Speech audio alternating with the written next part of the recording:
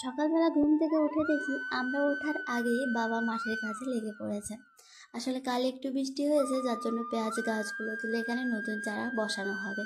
আর এই মহারথীদের পুকুরে না দিয়ে এলে এরা রাস্তায় কুকুর থাকলে আর যেতেই চায় না, তো একবার দিয়ে আসতে হয়।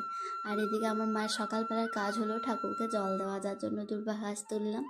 আর এদিকে এবার টিউশন আসবে, তো একটু ঝাড় দিয়ে দিই, তারপর ওরা টিউশন মানে ওদের টিউশন ছুটি হয়ে গেলে আমি ঘরটা একটু পরিষ্কার করি। পরিষ্কার বলতে একটু মুছে নিতে হয়, কারণ নর্মালি ধুলো এখন তো আর চটে বসে না ওরাও, বেশ গ্রীষ্মকাল গরমের জন্য। আর আমিও দুপুরবেলা যতটা টাইম থাকি, কোনো দিন আমার 11টা থেকে টিউশন থাকে, সেদিন খুব একটা থাকা হয় না কোনো দিন। আর বিকেলে তো হয়ই না, কারণ 3টা 3:30টার থেকে টিউশন প্রায় রোজই থাকে।